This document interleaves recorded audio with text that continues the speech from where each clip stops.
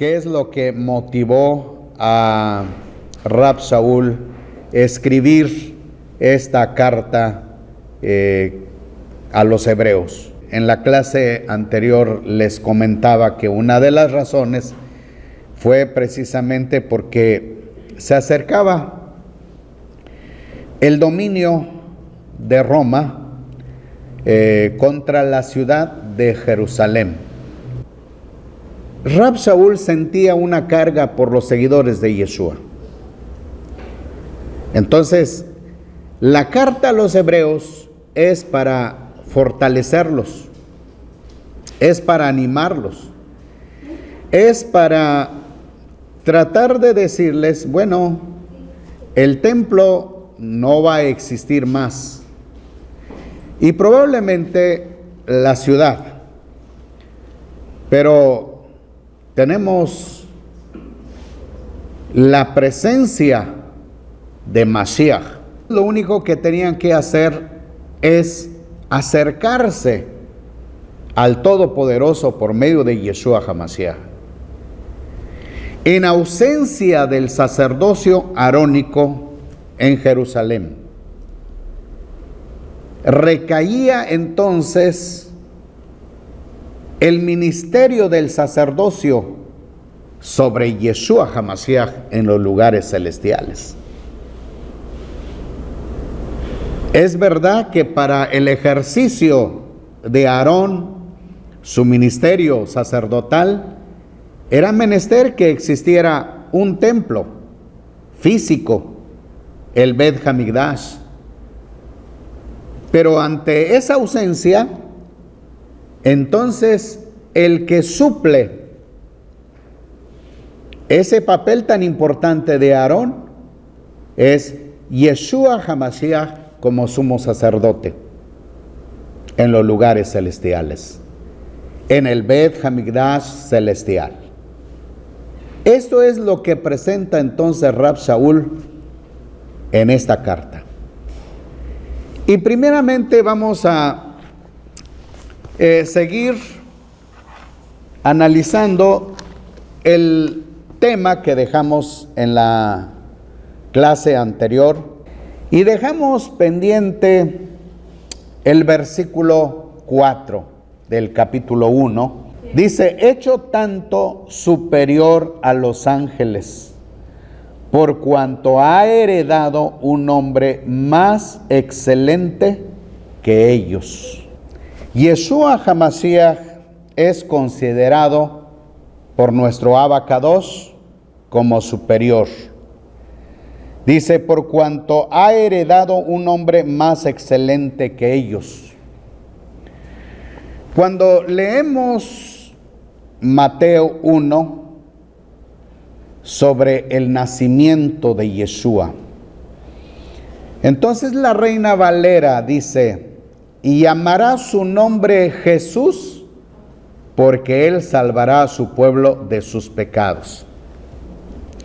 Bueno, quiero comentarles esto, que Jesús es una traducción que viene del hebreo Yeshua. Yeshua tiene un significado, pero al traducir en griego, Isos, y al pasar en latín, perdió sentido la palabra, es decir, no tiene significado. El único significado es en hebreo, pero tal vez ustedes pueden pensar, es que en la escritura dice, y llamará su nombre Jesús, porque él salvará a su pueblo de sus pecados. Bueno, es una palabra forzada, porque Jesús no quiere decir nada. En cambio, si leyéramos traduciendo del hebreo al español, entonces sí tendría sentido. Y llamará su nombre Yeshua, porque él salvará a su pueblo de sus pecados. Ese es el sentido correcto de la traducción. La palabra Yeshua significa el Eterno salvó, el Eterno salva, el Eterno salvará.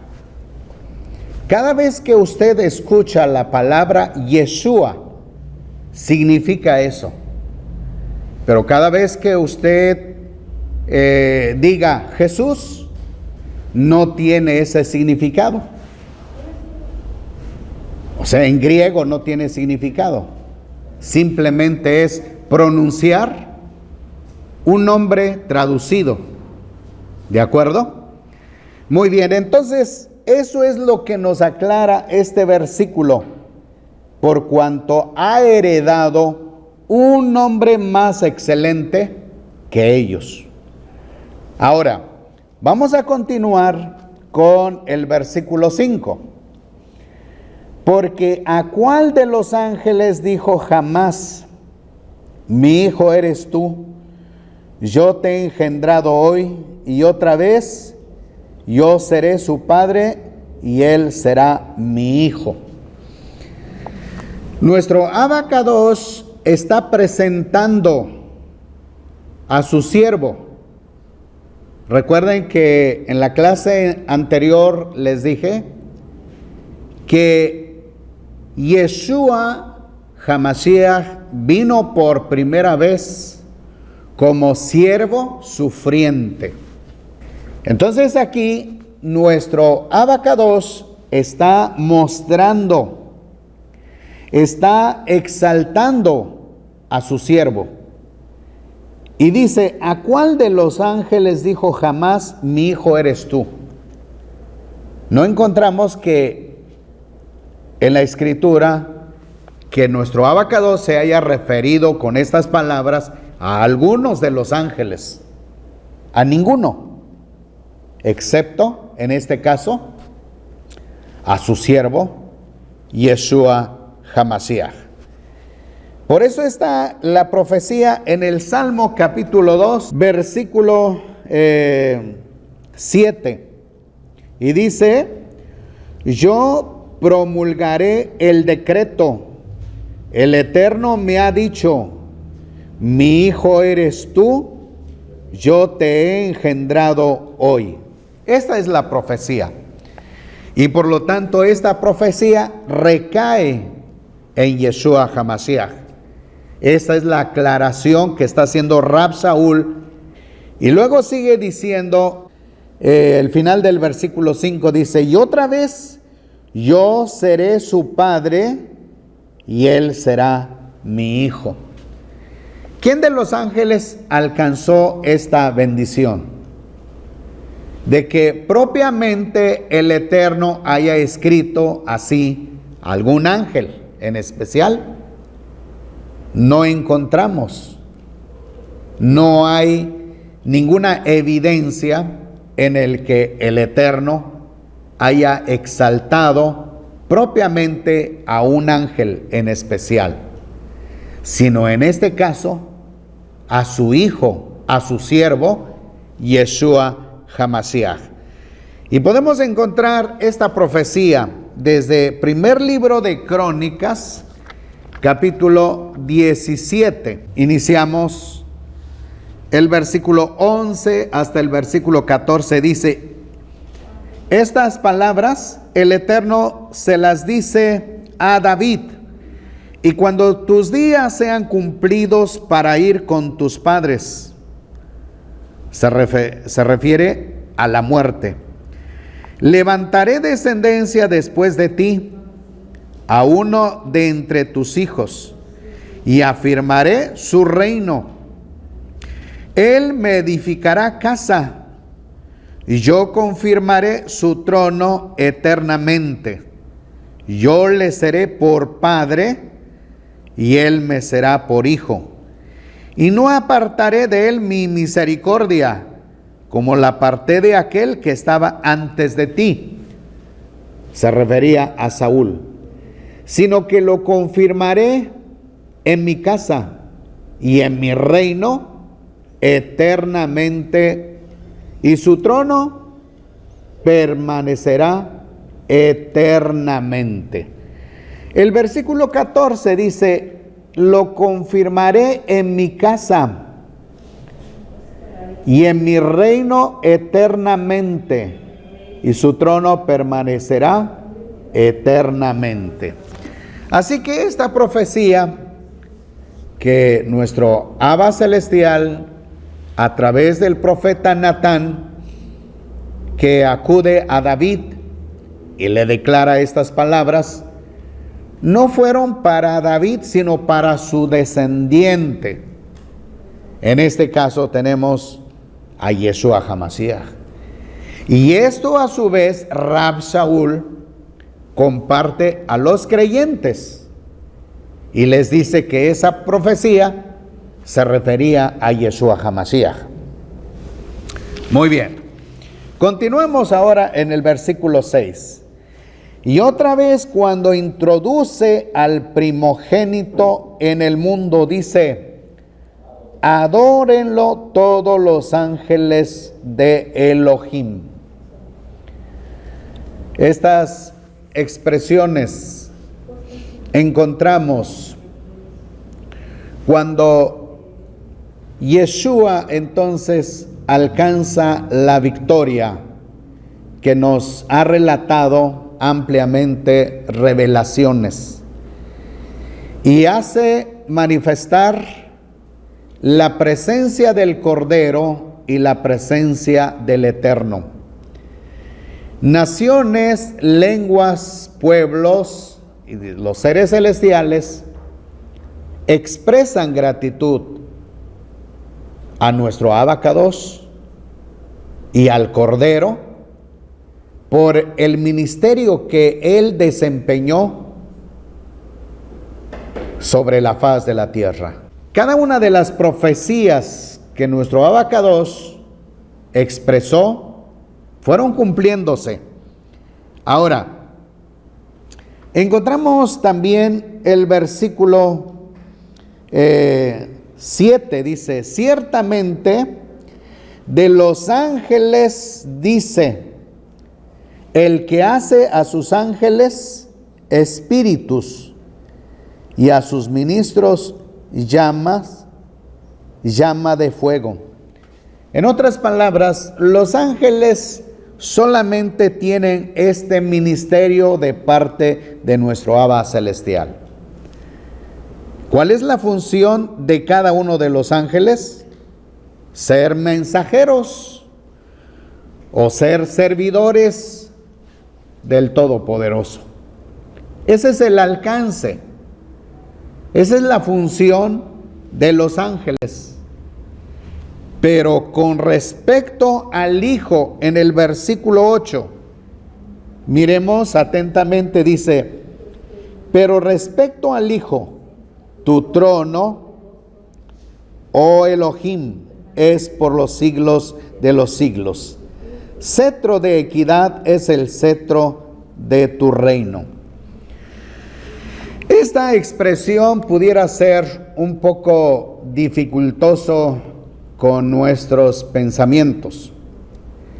Con el pensamiento grecolatino no hay dificultad, porque precisamente a eso se llegó en consenso del concilio de Nicea 325, de que Jesús es Dios, es proclamado, es declarado como Dios.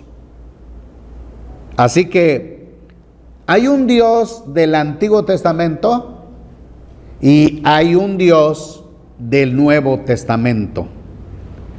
Para el pensamiento grecorromano solamente era importante el Dios del Nuevo Testamento. Por lo tanto, recaía sobre Jesús, sobre Isous Christos. Esa es la definición greco-latina. Pero en este caso, al regresar en el concepto del hebreo, nuestro Padre Celestial desde el libro de Éxodo encontramos que a Mosé lo llamó Elohim. Y si comprobamos, entonces tenemos que ir al libro de Éxodo, primeramente el capítulo 4, versículo 16. Él hablará por ti al pueblo y te servirá de vocero, y tú le serás por Dios. Precisamente se llegó a este punto porque Mosé se resistía a llevar el mensaje al pueblo de Israel. Entonces el Eterno le dice: tu profeta va a ser Aarón y tú vas a ser Dios para él, es decir, para tener un encuentro con el pueblo. Entonces mismo nuestro Abba celestial considera a Mosé como Dios. Pero en este caso, Mosé nunca refirió estas palabras al pueblo. Nunca hizo saber al pueblo diciendo: el Eterno me ha otorgado el título de Elohim. Eso le dice el Eterno a Mosé y a Aarón. Nada más. Ahora, pasamos al capítulo 7 del mismo libro de Éxodo. Entonces dijo el Eterno a Mosé: he aquí te he puesto como Elohim ante Faraón, y tu hermano Aarón será tu profeta. Ahora la dirección cambia. Ya no es con el pueblo de Israel, sino con Faraón. Entonces el Eterno envía a Mosé a Faraón.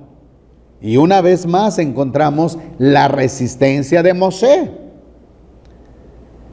Pero el Eterno vuelve otra vez a decirle: mira, Aarón será tu profeta, y tú serás Elohim para Faraón. Así que las pruebas, las señales, los milagros que encontramos en el libro de Éxodo y los demás libros no fueron señales realizados por Aarón, sino por Mosé, por autoridad de nuestro Abacados. Así que, en cierta manera, el Eterno nombra a Mosé como su representante legal. Ahora, continuamos en las buenas noticias de Johanán. Suscitó una discrepancia con los judíos tradicionalistas en los días de Yeshua.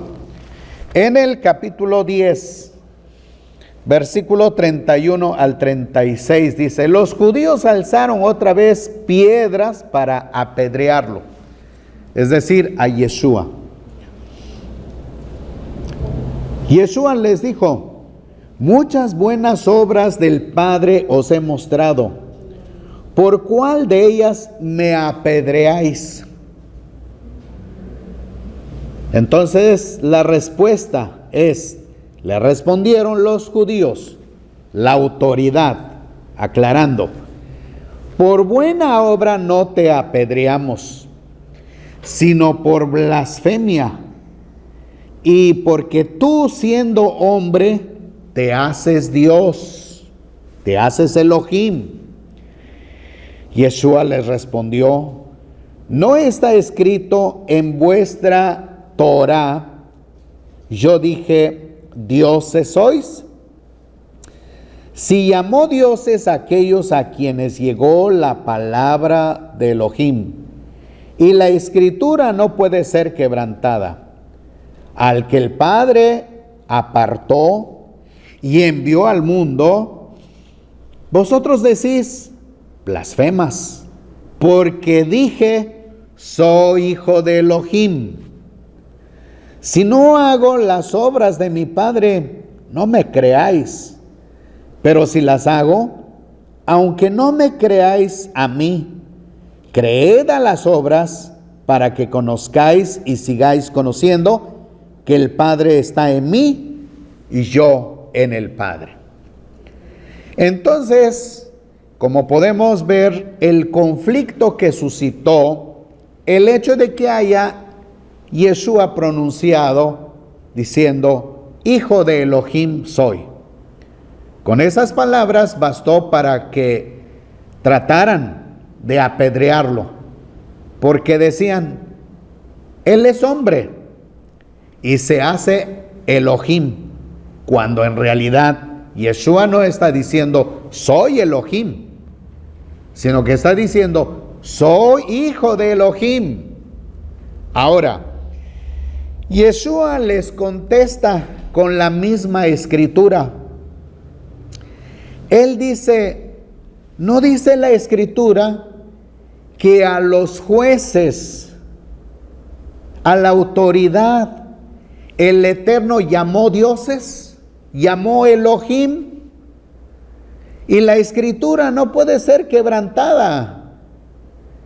Mismo Padre autoriza, le da el título a los jueces como Elohim. Pero yo no estoy diciendo que soy Elohim, yo estoy diciendo que soy hijo de Elohim. Y la escritura es clara. Entonces encontramos en el Salmo capítulo 82. El versículo 1 dice, Elohim se levanta en la sinagoga de los dioses, de los Elohim, así dice en hebreo.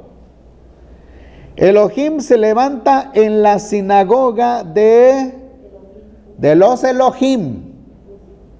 Al traducir, entonces dice jueces, porque en verdad a los jueces, nuestro Abacadosh autorizó la palabra que sean Elohim, porque representaban la justicia, el juicio de nuestro Abacadosh al pueblo. También los jueces eran representante legal del Padre, y por eso los llamó como Elohim.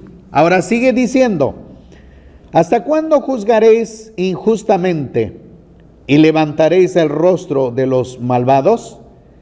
Defended al débil y al huérfano, haced justicia al afligido y al pobre, rescatad al afligido y al necesitado, libradlos de mano de los impíos, pero no saben ni quieren entender.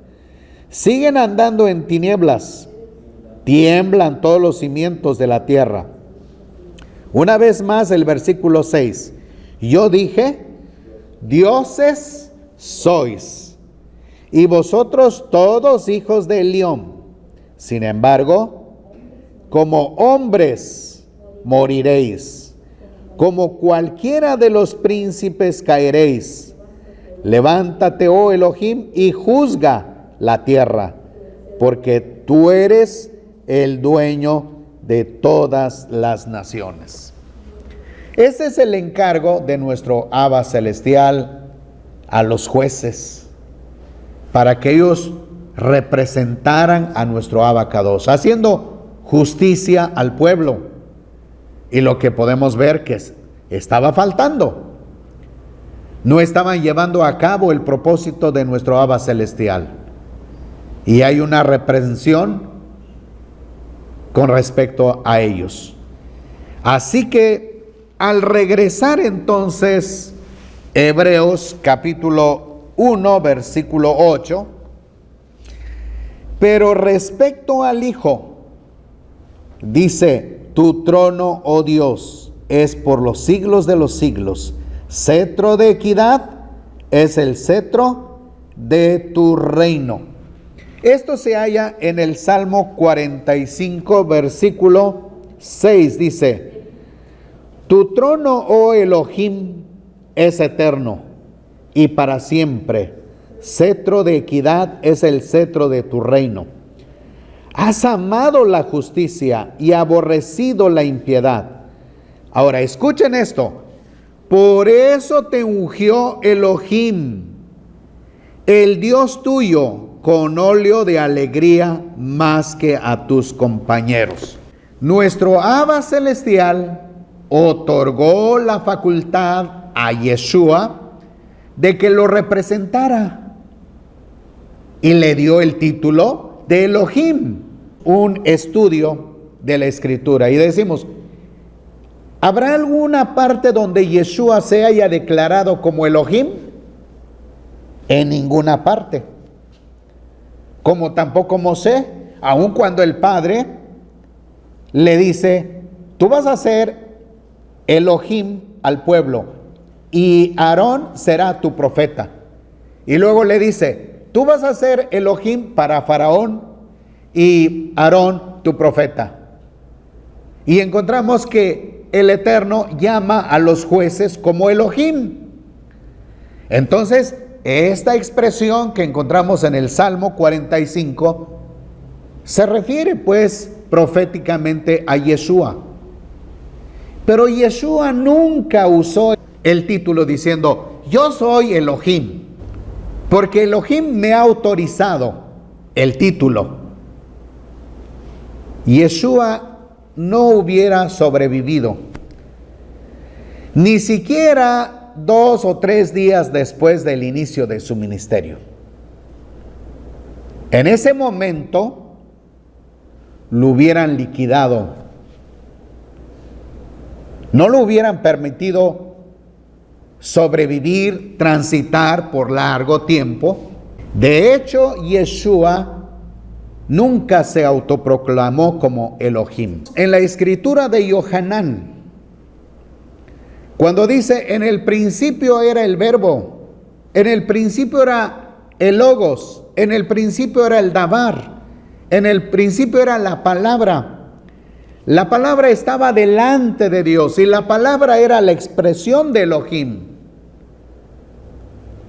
Aún con ese versículo, Yeshua nunca dio referencia de su persona como decir: yo soy la palabra de Elohim. Simplemente dijo: yo hablo las palabras que me dio el Padre. El que aclara esto es Yohanan. Y lo mismo el que aclara esto es Rab Shaul. En la carta a los hebreos hace referencia sobre Yeshua. Y vuelve también Rab Shaul a tomar un versículo que no tocamos la semana pasada. Y hoy voy a hacer referencia. Es Filipenses capítulo 2, versículo 5. Filipenses capítulo 2, versículo 5 dice: considerad entre vosotros lo que hubo también en Yeshua HaMashiach, el cual existiendo en forma de Elohim, recordemos lo que dice el Salmo,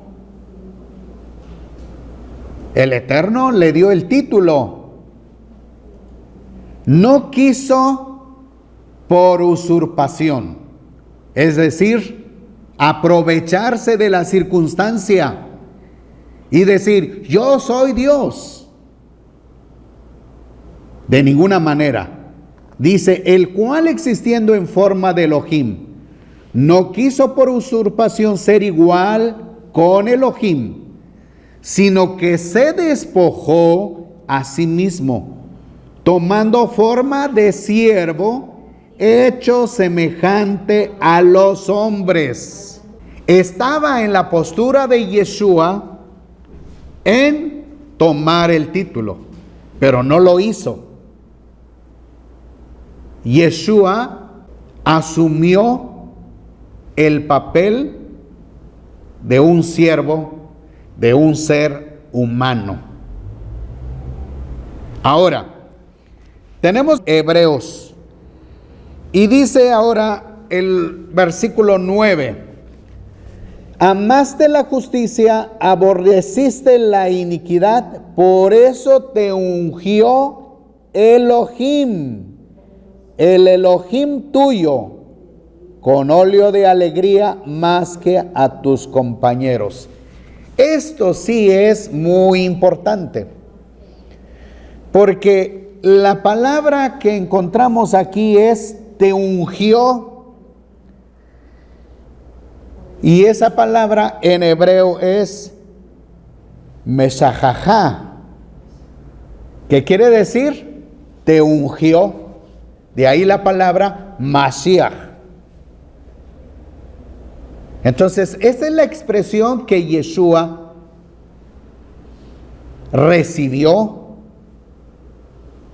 Ahora, tampoco Yeshua dio a conocer esta expresión. Mantuvo en reserva esta frase. Cada vez que encontraba la oportunidad para platicar, para enseñar a sus discípulos, siempre le decía: no se lo digáis a nadie. No digáis a nadie en todo esto. Pero ese es el título que recibió de nuestro Abba celestial, el ser Mashiach. Y eso sí, tenemos entonces que los Shaliach y Rab Shaul hacen referencia de una manera constante en sus escritos, en sus cartas. Una y otra vez repiten Yeshua HaMashiach. Ahora veamos la parte final. ¿A cuál de los ángeles dijo alguna vez: siéntate a mi diestra hasta que ponga tus enemigos por estrado de tus pies? A ninguno, a ningún ángel, solamente a Yeshua HaMashiach. El Abacados le autoriza su diestra. Solamente el Eterno autorizó a la tribu de Leví, de la familia de Aarón, para ministrar en el templo y en el sacerdocio. Pero una vez que no hubiera Bet Hamikdash, entonces se suspende el ministerio del sacerdocio arónico. Ahora pues, ¿dónde está Yeshua HaMashiach en este momento? Está cumpliendo un ministerio, porque también el Mashiach debía de cumplir este ministerio, es de ser sumo sacerdote, pero no en un templo terrenal, sino en un Bet Hamikdash celestial. Así que Rab Shaul les dice entonces a los creyentes del capítulo 4, versículo 14, por favor: por tanto, teniendo un gran sumo sacerdote que ha traspasado los cielos, Yeshua, el Hijo de Elohim, retengamos nuestra profesión, porque no tenemos un sumo sacerdote que no pueda compadecerse de nuestras debilidades, sino uno que ha sido tentado en todo según nuestra semejanza, pero sin pecado. Acerquémonos pues con confianza al trono de la gracia, para que obtengamos misericordia y hallemos gracia para el oportuno socorro. Así que tenemos nosotros ahora el privilegio de conocer la función de Yeshua HaMashiach como sumo sacerdote celestial. Y esta es la invitación que Rab Shaul compartía a los creyentes. que no se desanimaran, sino que se aferraran a la emuná que habían adquirido anticipadamente. Y aunque no hubiera templo ni sacerdocio terrenal, había un templo celestial, un Bet Hamikdash celestial, y también un sacerdocio para ellos y para toda la humanidad.